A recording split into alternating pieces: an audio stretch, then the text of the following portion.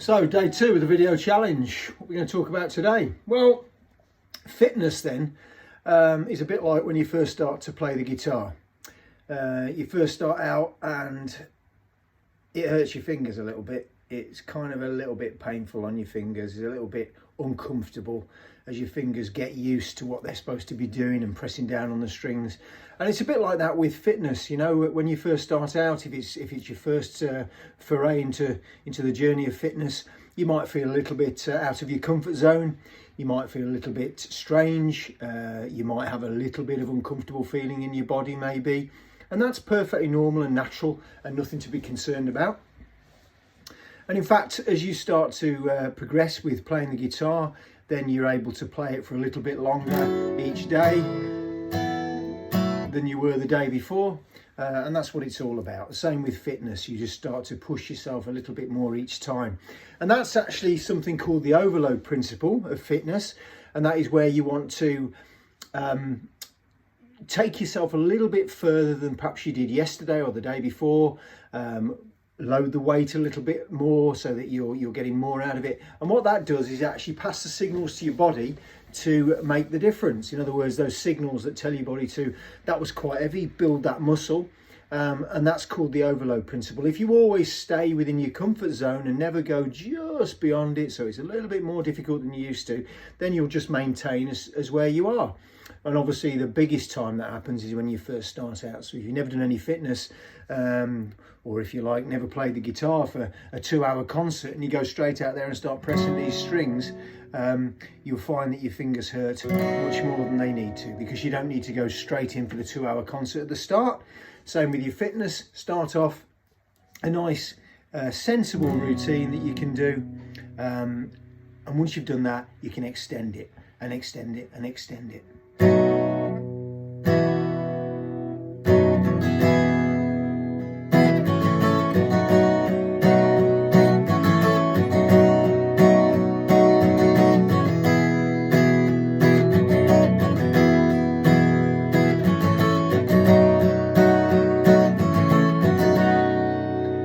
So remember, start out, play yourself in, take your time, only work a little bit harder than you used to, kick off that overload principle, and soon you'll be able to play that 2-hour concert, no problem.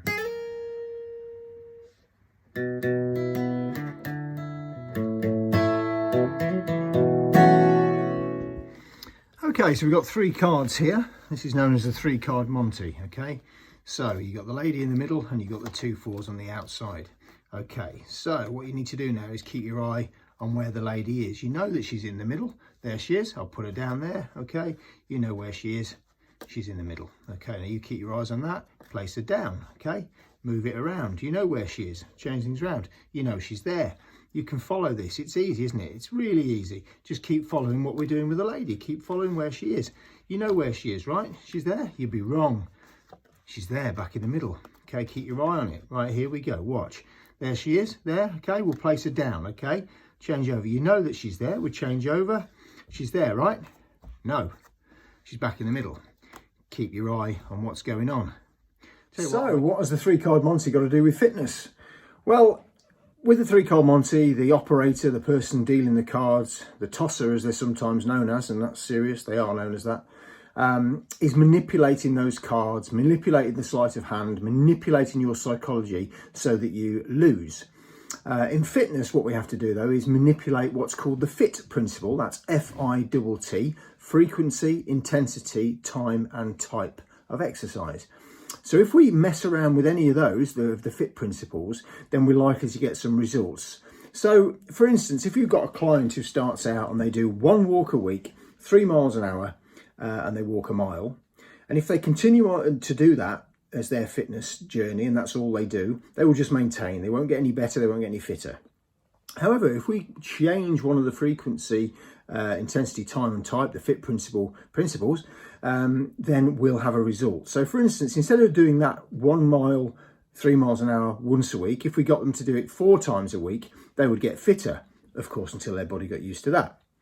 Or we could change the intensity. So instead of them walking that 1 mile at 3 miles an hour once a week, they now do it 1 mile at 4.5 miles an hour once a week, they would get a little bit fitter once again until their body got used to that.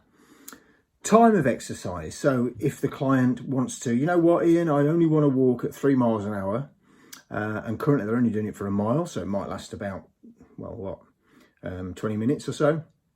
You could then say to them, well, okay, how about you do that for 4 hours for me then? So you do it once a week at 3 miles an hour, but you do 4 hours worth. That would manipulate the FITT principle and we get a result.